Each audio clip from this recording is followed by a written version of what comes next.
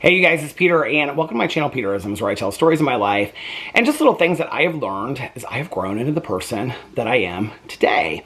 And I was just sitting here hanging out with Boo Radley, and I thought that I was done filming my videos for the day, but Alex hasn't left work yet, so I thought, well, I think I'll film a Peterisms video and talk about something that I saw online last night. Because I'm uploading videos on my phone right now, so I don't have my phone to read through comments to respond to. So I thought that I would, you went down for a little bit, honey? Go over to your bed? I thought that I would, respond to this thing that I saw online last night. So for those of you that don't know, I have been seeing all these inspirational quotes, some of which I love, some of which I think are kind of rather silly, but most of them I think resonate with me. It's funny because I'll read through, now that I'm looking at them, it's like they come up all the time on my algorithm on Instagram, right? That's why my entire Instagram feed is filled with rescue dogs, rescue squirrels, inspirational quotes, and little paintings of houses out in the woods and stuff like that. But anyway, so I roll through these inspirational quotes, and it's like, I'll read one, I'll be like, and then I'll read another one, I'm like, and I'll read another one, I'll be like, and then I'll read another one, I'm like, and then I'll read another one, I'm like, and then I'll read another, I'm like, oh my God, like that really resonates with me, you know? And so last night, I was watching Sister Wives, and I was kind of just like rolling through Instagram because it was a boring part of the show. And I try to stay off my phone while I'm watching TV and just kind of like, you know, focus on watching the show and enjoying myself and just kind of like, you know, escaping out of my mind for a little bit. But I was really bored with the show. So I like picked up my phone and I was like rolling through Instagram, and I saw this quote on there, and I just looked at it right before I came up here because I was uploading this video, like I said, because I wanted to kind of remember what it said in there. I don't remember who said it. But the quote said something like, I think it's by the writer, I can never pronounce his name, Paolo Coelho. I think that's who said it. But it said something like, maybe the journey isn't about how you've like grown and who you've become. Maybe the journey is about unbecoming, who you learn to be over time to fit like other people or something like that. And I thought, oh wow, like this is so interesting, right? Like this whole idea of Boo Radley, he's over here in his little purple bed right now. You want to show everybody your purple bed? No? Oh, now he's getting out of his purple bed. Here, we'll put the purple bed over there so if he gets in the purple bed, y'all can see him. Because some people will be like, oh, we want to see Boo Radley. But I love this idea of this unbecoming, right? Because when I think about like who I was in my childhood and like everything that I've gone through from my childhood, and I'm talking about like 4 or 5, right? Like who I was at 4 or 5 before I like entered kindergarten, before I entered school, and everything I went through with school, with all the books that I read, all the bullying that happened to me, you know, through the years of all the movies that I've been introduced to, all the music that I've been introduced to. He chose not to sleep in his bed. He is now sleeping over here next to his dad's pillow. But anyway, when I think about like everything that I've gone through in life, you know, and talking about codependency and relationships and my, like, you know, all of these things that happened to me in my childhood of not really having any friends and not really having validation from my peer group and things like that, led me to this need to constantly be validated by having a partner by my side. You know, I've talked about that a lot.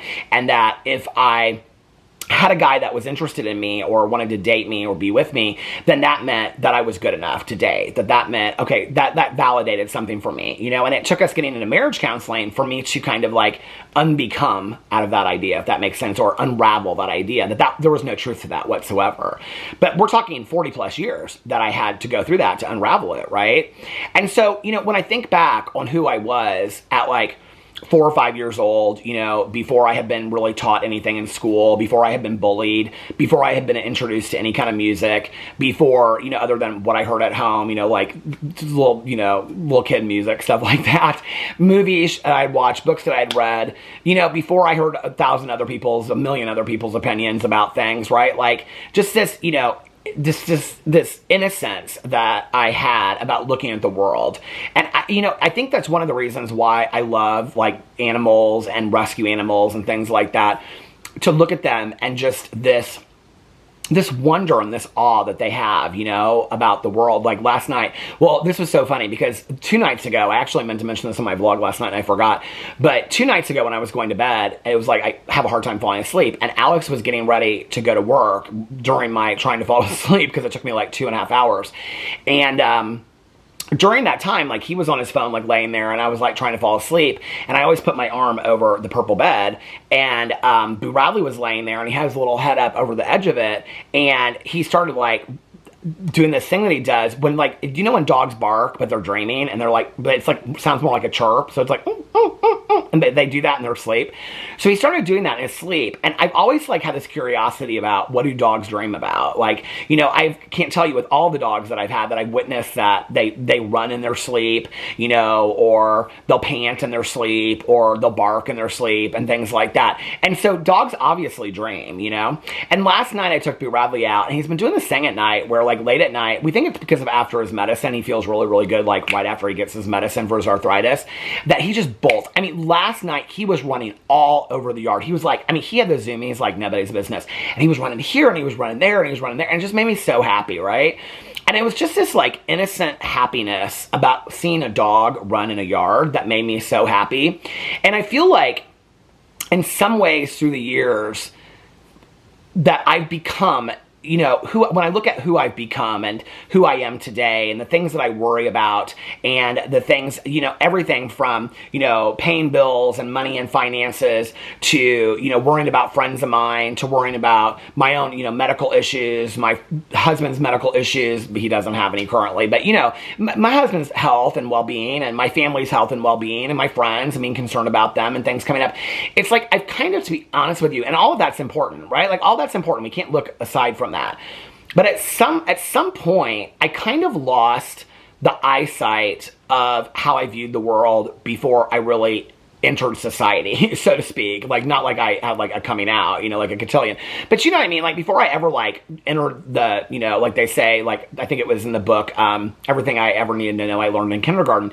You know, he says in there, like, everything that I knew, I learned before I stepped on the bus for first grade. And it's kind of that idea, right? Like, you know how you're going to maneuver the world, like, in those first couple years. I think we learned so much. Like, when I look back on who I was and, you know, not standing up for myself and not standing up for things that I felt like were important to me and not vocalizing myself and not saying things, like, I slowly kind of morphed into that person over time, you know, by many different factors, not just by being bullied, but by many different factors, by me feeling like my voice wasn't important or nobody really cared about what I had to say, you know, or being belittled or being made fun of, you know, and that'll shut somebody up real quick, you know. I mean, we talk about bullying, but being made fun of and being belittled, even though I think some people could equate it to bullying, it felt very different to me.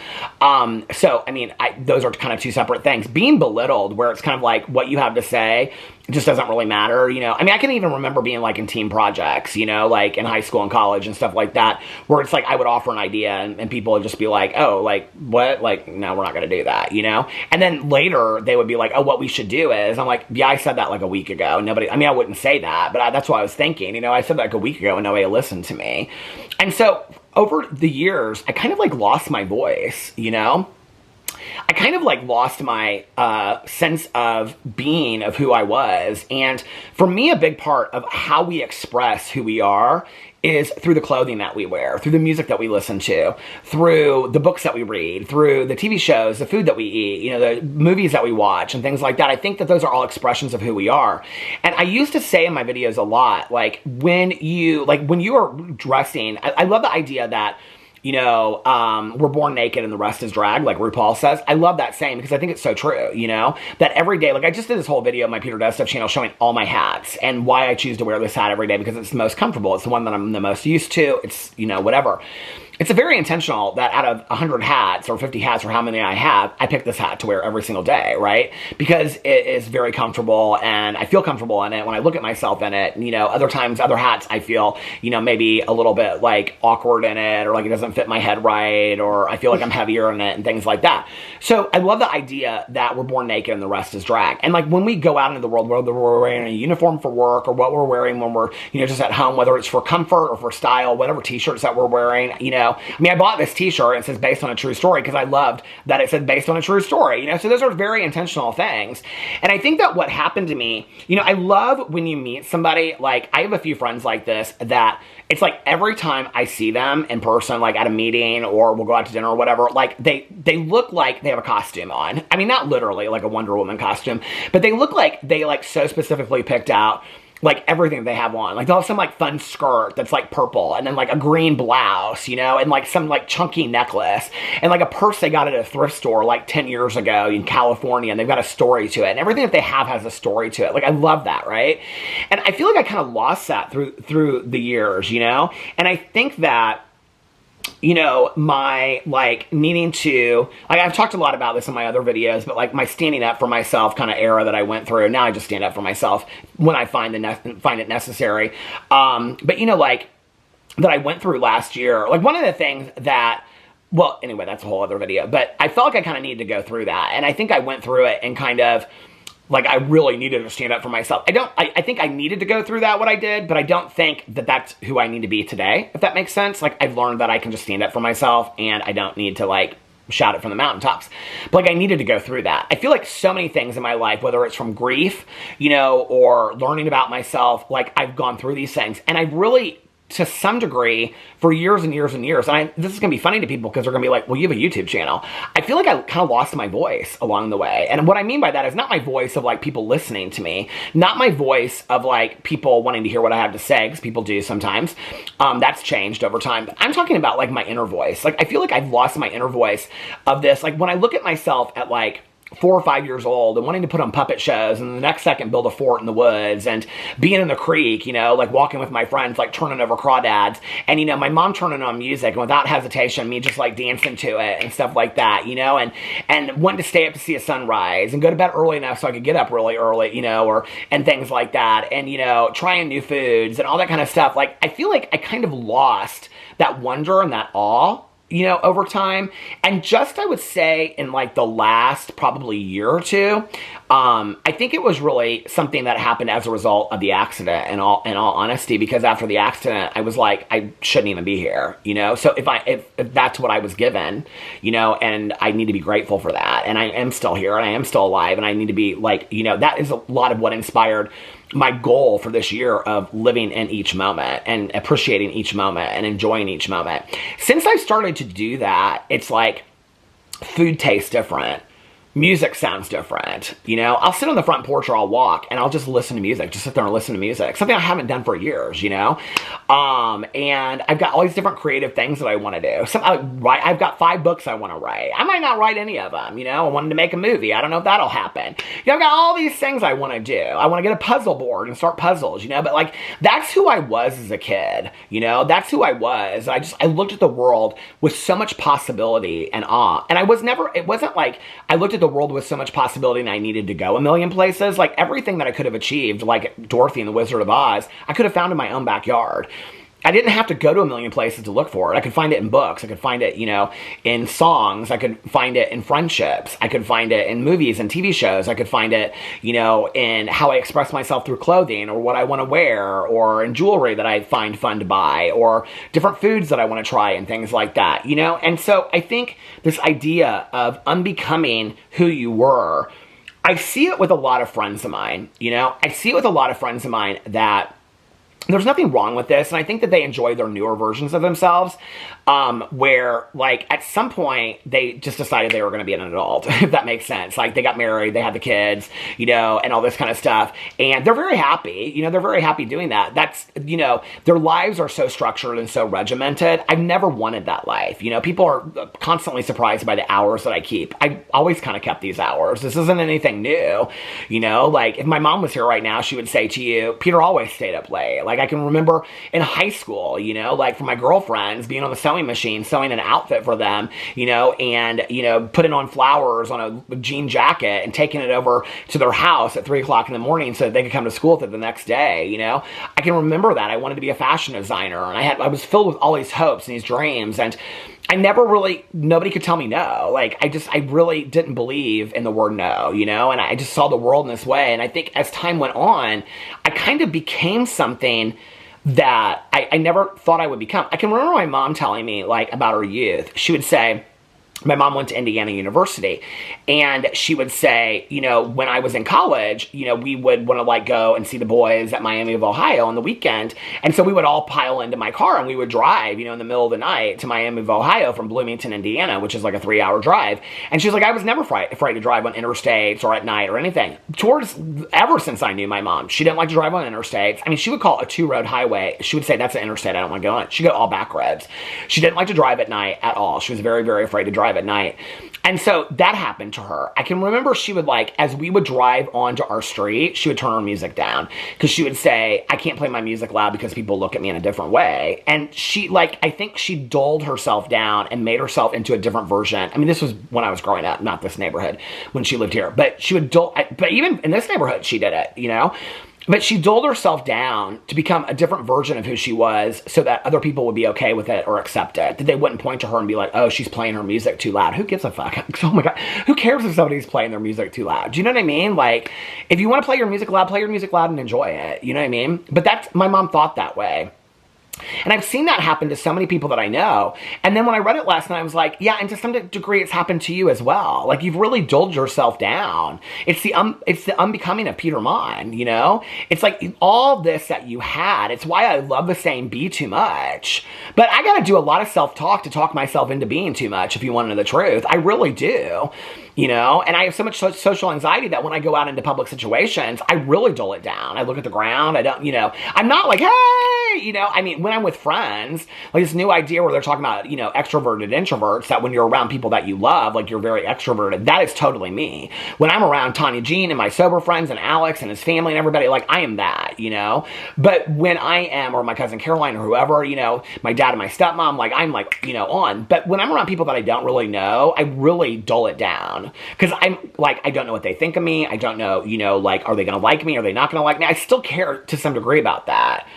You know the statement where people say, I don't care what people think about me? I really wish that to some degree I could get there. I've always said, I do care what people think about me. I care what my close friends and family care about me, you know? But maybe I care too much about what other people think. Maybe I always have. Maybe it's because I never got any validation from outside that I was always kind of seeking it to some degree, you know? And I think it's gotten better the last couple of years. I'm kind of just like, well, if they don't like it, whatever, right? But, you know, and they also say about addiction, addicts and alcoholics, that if you go into a room of 100 people and 99 people like you, but that one person doesn't, you're going to seek out that one person's validation. I think that has a lot to do with people in recovery as well, you know? But I think that I'm currently right now, like when I saw this, I was like, this so resonates with who I am. Like, I feel like I am currently in a stage of the unbecoming of Peter Monn. Like, I feel like I am unraveling everything that I knew about myself.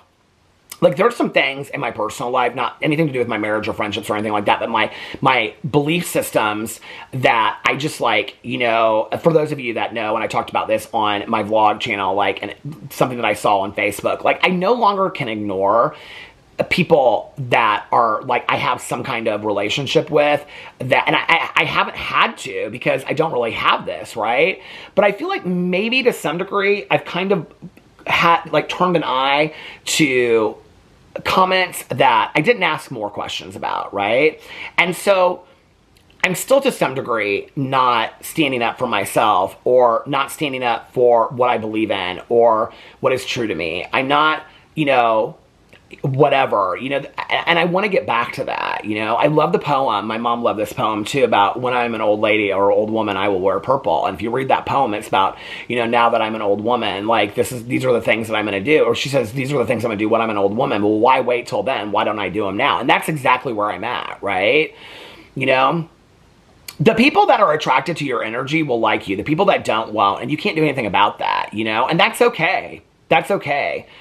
But I've learned in very serious ways that we have one time here, you know, and this is very, very precious. Each and every single day is so precious to me. And I don't want to waste it on dulling myself down so that other people like me when that's not even the real version of myself anyway. It's like, I remember watching Roseanne years ago when Jackie was dating Fred, and Roseanne and Jackie are having this conversation, and Roseanne's like, Jackie, this isn't even who you are. Like, he isn't even in love with the real version of you because that's not who you are. And what's so funny is, like, my husband smiles and laughs the most when my very like serious discussion part comes out, like he gets really intrigued with those conversations, or when I'm like doing something really funny or silly that I wouldn't do around many other people, maybe my cousin, my dad and stepmom, and my best friend, but he like laughs the most. He thinks it's the funniest. Like that's the most he's attracted to me, is when I'm truly myself, right? And so I can remember that comment in Roseanne when she says, he's not even in love with you because he doesn't even know the real you. And Jackie gets really upset with Roseanne for saying that, and then realizes later it's true. You know, like, I feel like to some degree, it's like, I think that's why my circle has gotten so small lately, with just my husband and my cousin and my dad and my stepmom and my in-laws and my best friend and my sponsor and a few other friends in sobriety and things like that, because you know, I think my circle, I keep it small because I don't want to dull myself down for other people. And I feel like in my life, I've been put in a lot of situations. Okay, this is a good way to explain it, right? This is something I've started to do recently. Back in the past, when I would go to an event, okay, and let's say it was like this Rev that we go to in May, or if it was like this opening of this restaurant, the what's it called? I don't even know what it's called, the Restoration Hardware store here in Indianapolis. It's in this huge house. We went to that last year. And back in the day when I would go, I would like, and I look nice in a suit, but I don't like enjoy wearing a suit. I would wear a suit because it was like the right thing to do. Now for a wedding or a funeral or something like that, of course I would do that, right?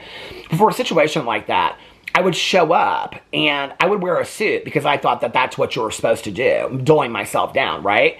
And then I would see that one person that would walk in, and I can remember like we were at this New Year's thing, and there was this gal there that we knew, and she showed up, and it was like everybody was dressed in like evening gowns and suits, and of course I'd worn a suit because that's what you were supposed to do. And I can remember this gal shows up, and she had on like this like long sport coat over jeans, and like, I mean, it was so stylistically who she was. I mean, when she walked in, you could tell like that is who she is. Like her style fit her exactly.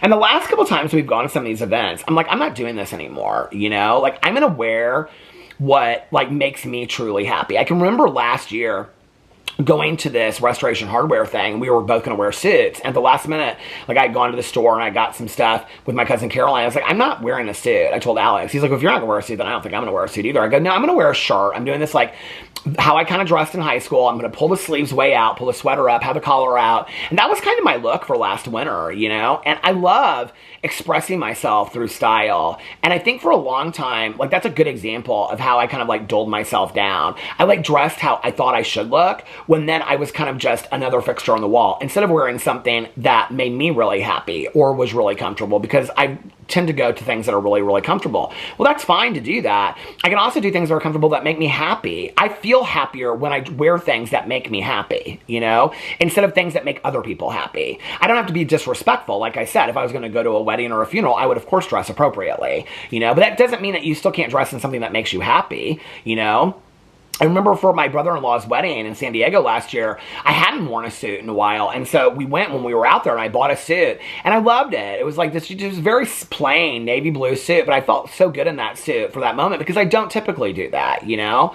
I don't know. I feel like I'm currently in this state of this unbecoming of like everything I taught myself that I felt like I needed to be to maneuver through the world. I've allowed myself this freedom to be exactly who I need to be in this exact moment. It's not easy. I'm not there yet. I'm working on it, you know? And I hope I get there before it's too late, you know? But I think, I don't know if this video is making any sense, but I feel like for so much of my life, I did and said things and wore things and behaved in certain ways that, you know, and didn't speak my mind on things and spoke my mind on other things that I felt like, you know, wouldn't cause waves or make people look at me and go laugh or whatever. And I think I'm kind of to the point now where I don't really care. If people if they need to laugh, they need to laugh, you know?